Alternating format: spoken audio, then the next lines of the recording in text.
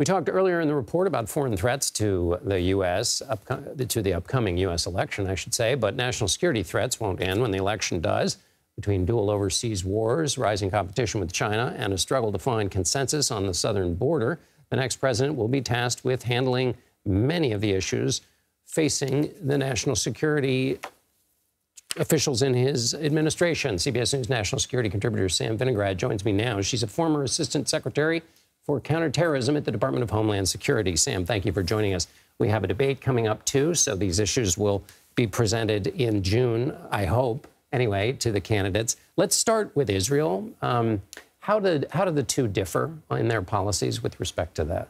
Well, one thing the two candidates have in common is commitment to Israel's security. Where they differ, John, is how they seek to achieve that. We have President Trump, who has really blindly supported Israeli leadership in whatever they choose to do.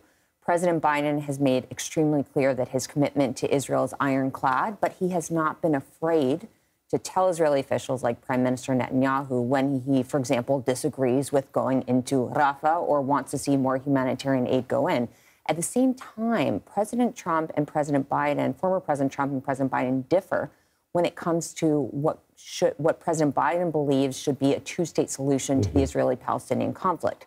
Mr. Trump did put forward a quote-unquote two-state proposal during his administration, which was almost immediately rejected by the Palestinians, whereas President Biden has tried to lay out a path towards a more viable two-state solution that would be more acceptable to the Palestinians and ultimately more in their interests. And that essentially, a two-state solution matters because that, everyone hopes, will create a situation of stability that won't lead to constant ongoing conflict in the region.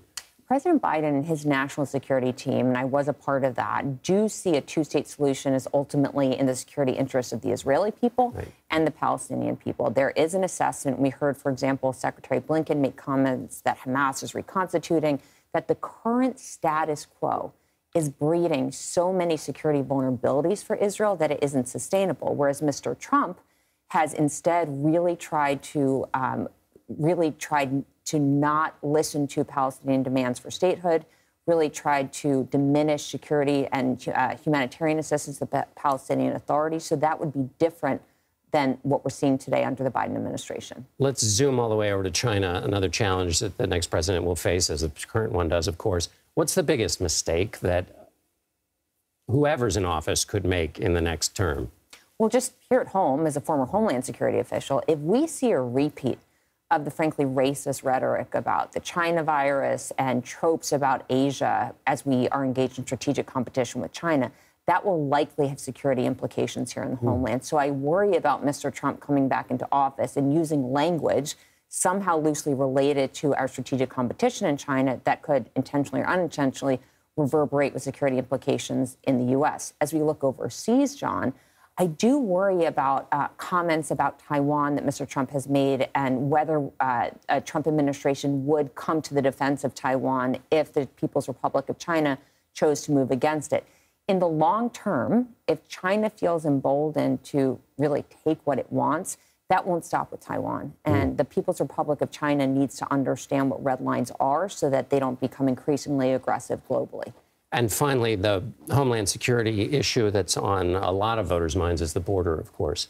Help us understand the Homeland Security implications of the situation at the border. Well, from my assessment, we are seeing a crisis at our border. December 2023 had over 300,000 encounters at the southwest border.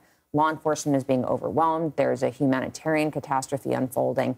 And ultimately, we are seeing an increased volume of apprehensions at our southwest border, as well as an increase in threats. And what I mean by that, John, is historically the majority of irregular migrants showing up at our border came from Mexico and Central America.